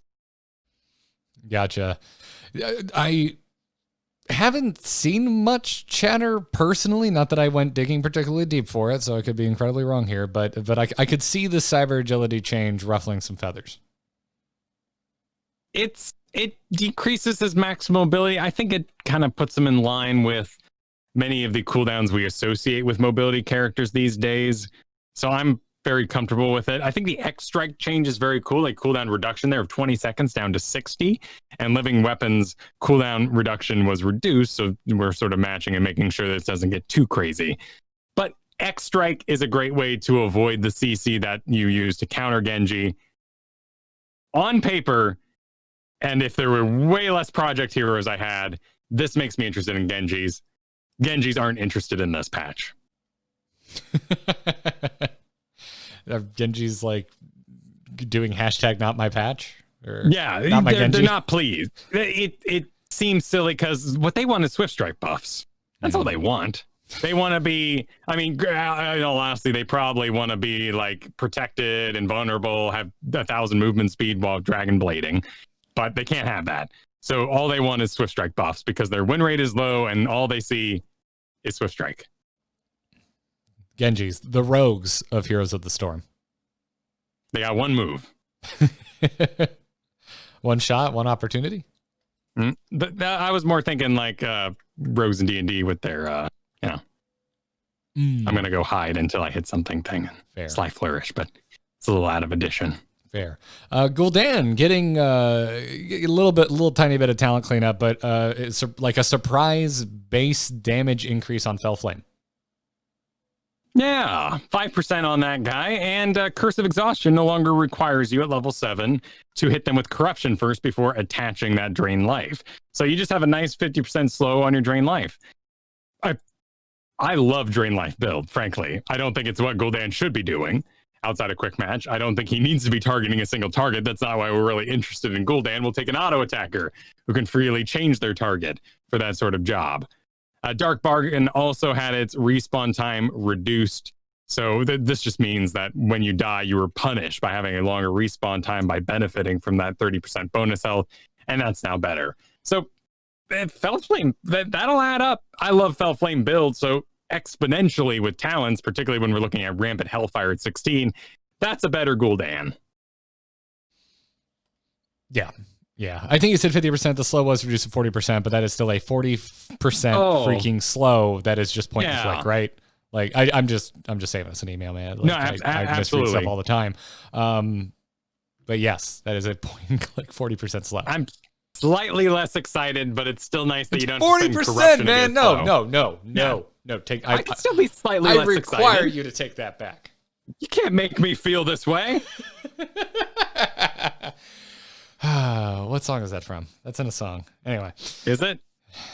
I don't know. When I was growing up, every time we left McDonald's, they'd say, "Have a nice day." And my dad would say, "Thanks." And as we drove up, he'd say, "Don't tell me how to feel." He's the sweetest guy in the world. He loved that joke. Also, while you're at it, don't tell your bartender to smile. It's very mean and rude. Oh, who the hell would do that? It's unfortunately, a lot of people. What? Like, you're just don't tell people to smile in general. In general, holy crap! Yeah, but why? Because they're in a fun atmosphere. You think you can tell them to smile? I don't get it. They're working. You're in a fun atmosphere. They're at work. That makes me mad. Yep. You made me think of it. Hanzo. The devs said they're buffing up some of Hanzo's underperforming talents. Overall, he's in a fairly good place at higher levels of play. So they're being a little conservative, and they were. Dragon Strike getting a little bit more damage. Mounted Archery getting additional functionality in that it reduces the cooldown of Summon Mount by 2 seconds. That's actually pretty cool. And Flawless Technique, Stormbow, and basic attack damage bonus has been increased from 30 to 40%. It all makes sense if you know what Hanzo is, but my goodness, is that a blob of arrows, and dragons? I hate every ability name he has. Maybe Stormbow's the only one, but still, I'm like, what bow? Which dragon? The arrow dragon? Well, they're both arrows. No, the Dragon Strike. Okay, thanks, Thrall, Earthquake, Sunder. This is fine. It's just showing up Dragon Strike. I don't want to. I don't want to see either of these. To be perfectly honest, I hate getting hit by Dragon's Arrow. I hate having to run out of the way of Dragon Strike. I think they're both great heroics, and I love them missing. I don't know why, but I have an opinion on this. I don't mind running out of Dragon Strike. Yeah. I think it's an excellent zone, and it hurts a lot. And the 20 cooldown reduction is amazing. It hurts like crazy. Again, an amazing capturing of the ability from Overwatch. Very true. Because Hanzo gets no respect until that happens, and then everyone's like, "Oh, yeah, get out of the way." I'm interested. I mean, clearly the divide is damage and CC, and we see this across a lot of heroes where we say, this is the CC heroic, this is the damage heroic. Which one do you want? And so often we go for the CC heroic, like Gul'dan. But we don't make that assessment on things like Kel'Thuzad, which is a root. I think stuns and horrifies, or fears in that case, are just unique cases. I think so too. It's really tough to put them up against each other. Anecdotal, but have you been seeing more Hanzo lately? I have. I've never stopped seeing Hanzo. This is a sad thing. I'm seeing less Li Ming at the moment. I'm seeing way more Orphea. Her win rate has kind of gone back down. Li Ming's win rate has kind of equalized. I think Orphea's eating her lunch. I think Orphea is phenomenal right now. There is an excellent, very easy to do build that's based around a lot of chomp talents that give you maximum chaos, which means you're healing. You get bonus health. I mean, it was level Level 4 Backbiter gives you 15% maximum health as a passive. Sure, you always disengage, but that means you can always engage with your Shadow Waltz. And then Feast is just so easy to use. Put it on top of the whole enemy team. When she came out of BlizzCon with Crushing Jaws, we all kind of saw this combo hero. And as we move away from this huge combo dependency, Orphea has gotten way easier to play. And I think she's great at that right now. And she can kind of keep going. In a way, she can be sustainy. Yeah. I mean, she's tough in the solo lane. She can handle herself. Yeah, absolutely. Absolutely. I'm glad you brought up Backbiter, man, because I've been looking at that win rate, which has been the highest for a while. Just like, why are people sleeping on this? It is still the most underpicked talent at level 4. I get it. Allegrisimo, just fun. It's so much fun. But it actually has the lowest win rate of the 3. I think it's a disengaged sort of thing too. Like when we think about winning and owning, we're pushing forward. And Backbiter is a divide in that. It's when you mix it with things like Insatiable and mix it with that later Abyssal Symbiosis that gives you shielding. Like by nature of making Orphea's non-Shadow Waltz talents better, we've made a extremely resilient mage who also has mobility. Yeah. And I think a good candidate for like a good example of talent diversity, because are you going into a lot of poke, right? You're probably not going to do that chomp build, right? And it's like a really easy to recognize decision to make. I need to play Frankly, more. she makes Jaina look moldy oldie. Jaina is the Rainer of mages. Leave her alone. There's nothing wrong with Jaina. But you should be playing Orphea. You called her. If Jaina is moldy, so is Rainer. That's just the point I'm trying to make. Jaina is a very basic mage that is still competitively viable and still gets the job done. That's fair. I mean, I've almost include Greymane in that these days, but we're just talking about old heroes. Yeah, but Greymane freaking changes forms and has 2 kits, right? Like, yeah. I would never put Greymane under a basic hero classification, but that's getting into our feelings, and we still have a few heroes to talk about, like Rainer, for example. Speaking of moldy, they're messing with Exterminator, even after it was J-How, wasn't it? Spent a long time talking about why you should never, ever in a million years take this talent. They've nerfed it. No, the whole internet, at least Twitch, collectively gasped and looked straight at J-How when this nerf came in. Chat room right now is saying, take that, J-How. From my understanding, in organized play, because we are making 5-man rotations to be faster than the enemy team, Exterminator was being taken everywhere, just blindly. And I saw this in my own team play, and it was really odd to me, particularly when we're running things like Arthas and things that deal a lot of CC. I was kind of in the J-How camp. There is Garden Terror, which I do feel like if we didn't add Garden Terror to this season's rotation, we might not be making this nerf. Interesting.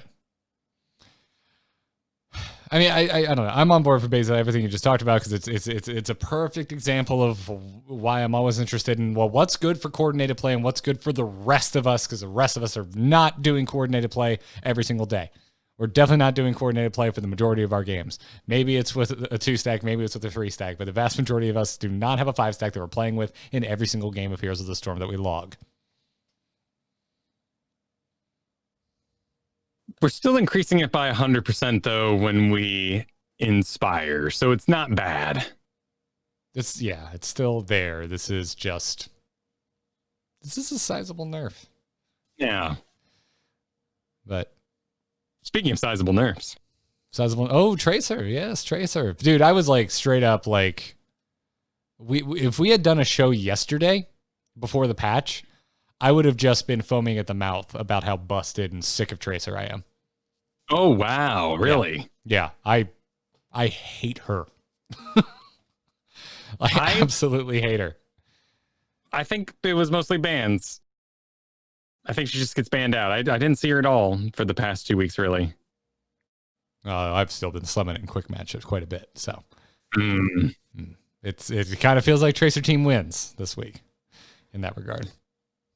Well, they've targeted her basic attack healing and taken it down 33% from 15% to 10%. And that's, I think, the simplest answer. We talked a little bit about maybe they could make it only heroes, but we kind of like the idea of her even participating in a nearby lane and being able to rejoin without burdening the support. So they made the right choice. It's interesting, too, that at level 13 Untouchable, they got rid of the blink range increase. Theorizing here, I believe that blink range increase was causing the bug, which allowed tracers to abuse terrain and blink further than normal. So by getting rid of that attached part of Untouchable, they just get rid of the bug because it was perhaps difficult to fix. And now it gives movement speed, 20% movement speed for 2 seconds, which does not compare to bug abuse when they were making such good use of it to get to the back line. Yep.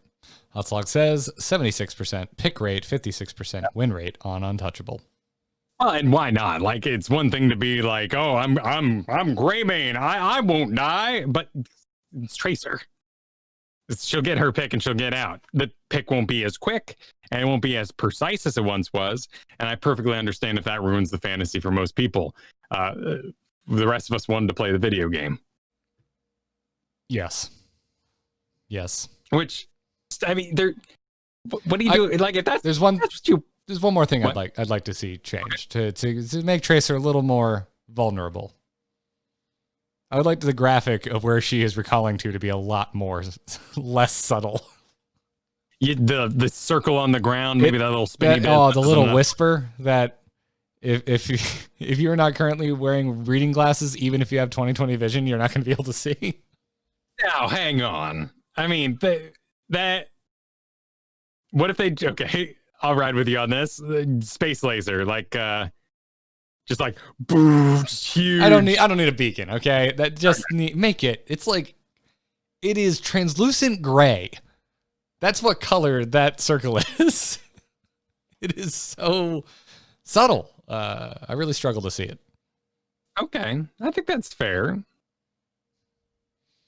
Yeah, like I like it. I think it's the right size. I just like maybe just a slightly more contrasting color, a little more definition in it. That's because that would be counterplay, right? Like, oh, she did it. All right, target there. But I don't know.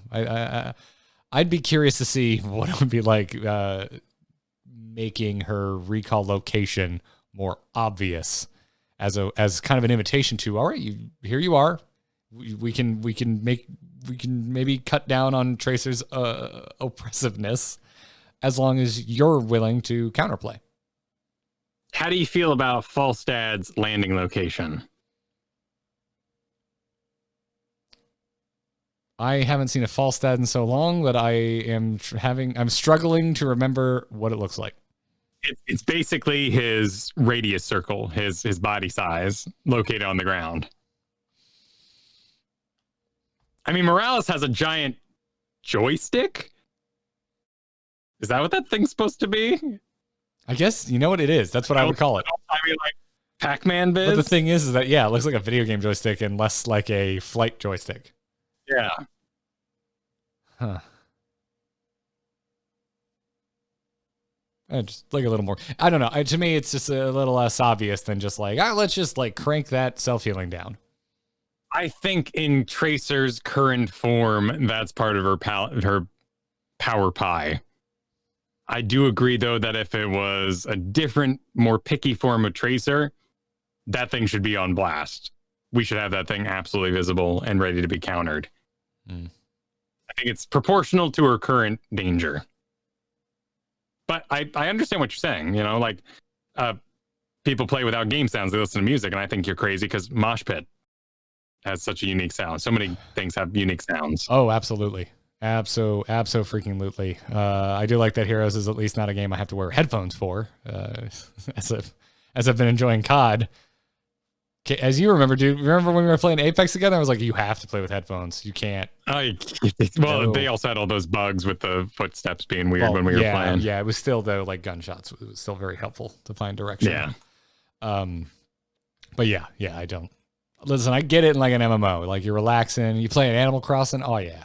You know what Animal Crossing is great for? Watching a movie while playing a game. That's what Animal Crossing is great for. But if we're talking about like World of Warcraft, oh my God, sometimes the NPCs don't shut up.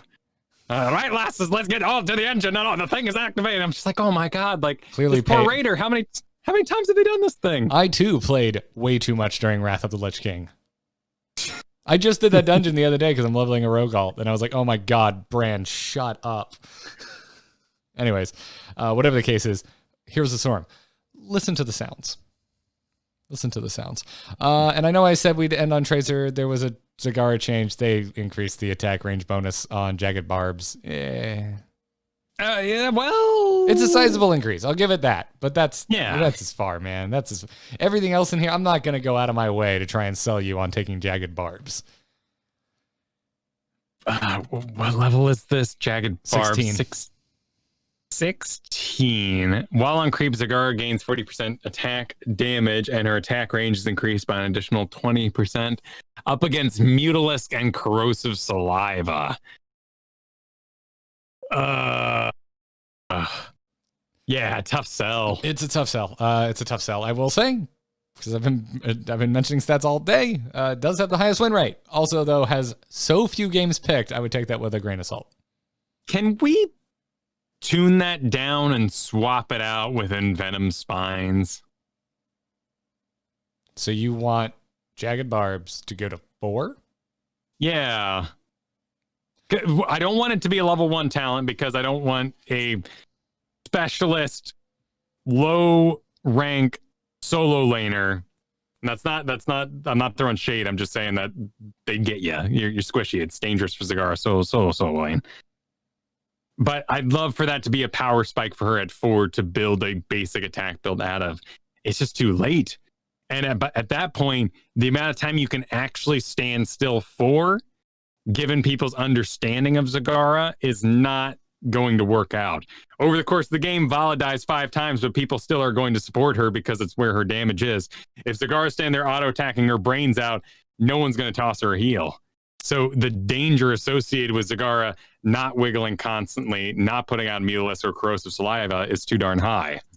And I target Envenom Spines because I think it's the most disappointing of all those. I've been in quick match 2 where there's no supports. I've poisoned someone and been like, oh, we get hand in the ear, like, ooh, here it goes, ding, ding, ding. But it's just so, it's Envenom. It's old. I like that suggestion a ton, man. I don't know exactly what I would change it to. Like gut reaction, I'd go 20% more basic attack damage and maybe go back to the 10% range increase if we're bringing it all the way down to level 4. Here we are making Cassia, even White Mane, have full-blown auto attack builds. Could we divide up 4 across the various levels and let Zagara really stack this business? Let her enjoy Medusa Blades with serrated spines. Let her have Jagged Barbs, but earlier, so that she can learn that auto attack range and actually communicate it with her. Geez. There's just something about Zagara that's like, I'm not here for auto attacks. That's not why I'm playing this hero. So maybe we need to get rid of him.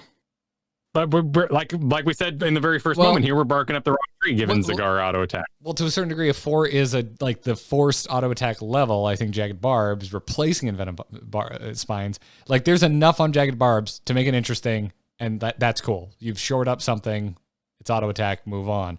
If you want to do like an auto attack build, I want to spread the power out between all the spawns as well. Like you get a little more basic attack damage, but guess what? Your Hydralisk hits a little bit harder. Your Roaches hit a little bit harder. Maybe not Banelings because they're splash damage, but something like that. I should like make it a little more unique to this very summon heavy hero. Confession time, Garrett. I am not a designer and don't have to contend with how hard it would be to balance exactly what I just described. No, I'm confessing right now. Oh, okay. I haven't been interested in Zagara since her Banelings stopped being units. I think that... Are you such a Zerg fanboy that it just mattered that they were units because they're like better because they're not? I know they're better, that they can't be penetrating rounded by a brainer to counterplay them. As I remember when they were counterplayable in that way, they also did more damage, perhaps. We were all in a world where we were doing things like what was it? The old volatile acid that was like blowing away non-heroes more often. So that's changed. Yeah. But loading them up inside a void prison was a joy. I love that they were frozen in time, but still rolling. I want that back. You know what I want? I forgot about that. That was the coolest shit ever. So you know what? I got an idea. Devouring Maw is a hungry boy. And after he eats people, he kind of goes rum, rum, rum. And like if you throw bugs and banelings and mutas in there, it's all mixed up. And when it pops out, all the banelings explode that he was chewing on. Or maybe they're even exploding in there. They're like gushing out his mouth and stuff. That would be very difficult to time with the way that the Maw currently functions. The Maw goes together, and anytime during the Maw, if you put a baneling into it, it goes, oh. Oh, wait, so you're saying that the Maw stays interactable with, at least for the Zagara player, the entire time that it is a physical object on the battleground? So yes. Maw's up, people are in the Maw, and you're like, here, have a baneling, have another baneling, here's a Hydra, here's a roach pod. Like you're throwing them in, you're cooking the pot. You get Baker Zagara with a big silly hat, and spatulas in hand as skin for my big rework. Okay, all right, man. I am about to commit sacrilege against the Church of Zagara. That is, without a doubt, Kyle, the coolest shit I have ever heard. That is amazing. That is absolutely amazing. You would remove all of the awesome skill and timing that currently exists from lining up banelings that are going to land just as the Maw drops as your roach pod comes down. No, you're being rewarded for holding on to your banelings because you're going to put them into the Maw. Listen, I know. Listen, if they put this in, I'm all for it. I'm all for it. I'm just saying, right now, the way it currently exists, higher skill cap. I mean, I'm also, I'm a huge fan of Portal. So if in this world where we're doing this sort of crazy stuff, could I have my Nidus network eat banelings and then shoot them out at the correct trajectory that they would be shot at, given my other Nidus networks? Yes. I'm going to give you one. I'm going to give you one today. That's the one that I'm going to say yes to because the trajectory thing is absolutely insane and they would never do it. Like hang on, I'm clearing top lane. Behind some wall, and then you charge forward. Like, no worries. Last hit, guys. I got it. We did have baneling cannons in Heart of the Swarm. Top lane needs a roach. I got it. And then poops out in the top. I mean, I do think it would be cool if you could send your summons through a Nidus. That would be interesting. But that would be interesting. How you would do that, I don't. If you drop and like, how would you decide where they go, right? Like, if you drop a roach pod on a Nidus, cool. The roaches go in the Nidus. You could have potentially 3 other exits. How do you choose which one to go to? And you're a new Zagara, so you put one, back in your well because you died once, and now like there's a muta that shows up in the Hall of Storms for no reason. You get messy. So it's roaches. I hit E over the Nidus icon on my mini map, and instead of a pod, 2 roaches just like come out of my butt and go to the nearest Nidus and then just go out the Nidus that I clicked on the mini map. That's clearly extremely easy to program into the game and would work flawlessly. I've just, it's for sake of any sanity in this conversation, I care much more about devouring Maw eating banelings. Okay. All right. All right, dude. That's it. That is the patch. We made it. We did it. We made it. There's a couple of small bug fixes that you might be interested in. Garrosh is no longer able to throw around friendly turrets, which was funny and an issue. Ragnaros, while in Molten Core, now has the proper cooldown reduction on Sulfurous Smash. If you were in Giant Building Form, cast that. It was the old cooldown. Hanamura, hooray for, this is for you, Twitch chat. The Sentinel Warning Splat, they call it, which is the, sort of radius that it's going to swing in, is now correct. So when it swings, it'll deal damage in that swing, not beyond it. So when you got hit by it, it wasn't your fault, anyone out there. Nice. And in Dragonshire, and this is the way they say it, the Dragon Knight's Savage no longer interrupts missile movers of targets that are unstoppable but continues to properly interrupt missile movements of targets that are not unstoppable. What this means is that if you were a leaping Lunara and you were unstoppable, you're technically a graphic. You're no different than an auto attack in the air, basically, in the game sort of understanding. You are a spell moving through, and you could be kicked during that, though you were unstoppable. And I thought this was a really interesting clarification that something like Kerrigan as well is a missile in terms of game classification when she uses Ravage to a target and is midair. She's technically like, in my understanding, a spell effect that is in motion. Ah, okay. Now I'm following. I was having trouble with this one. Returns to being when it lands. Okay. Continues to probably interrupt missile movers of targets that are not unstoppable. So Kerrigan's a missile, but she is stoppable, so she would be interrupted? She would be kicked by the dragon unless she had like Divine Shield or Cleanse on her. Gotcha. Okay. We have a full understanding. Yeah. Wondrous. Interesting bit of game business there. Wondrous. This is an interesting patch because almost every hero we talked about was a buff. It's just a lot of them were underpicked talent showing up, right? So like the biggest winner here is probably Cassia and Anubarak. Would you say that's fair? Lost Vikings probably too. Yeah, Lost Vikings is such a unique pick. Anubarak might be in that territory as well, but not to that extreme. Mm-hmm. I definitely say Cassie is huge winner, but we all expected it. And we have to think about that this balance patch is the Cassia balance patch, and everything around it is shoring up other things. This is not the big discussions we've been having, as I said at the top of the show. And our big loser here is Tracer because she was overpowered. And she was also the only nerf in comparison alongside Raynor. Also, Raynor was... Also, the call to help. The call to help is also kind of like got nerfed into the ground. Yeah, I think the call to help was a big loser if the board game is battling for supremacy. Yeah, we nerfed the sorry board. Yeah, we were really hoping you'd lose to the game. Yeah, we made the squares in chess a little smaller. That actually wouldn't really affect a damn thing. But Make things confusing, I guess. But yes. Yeah. I'm just trying to be ridiculous. About balance patches. It was a meaty episode. But yeah.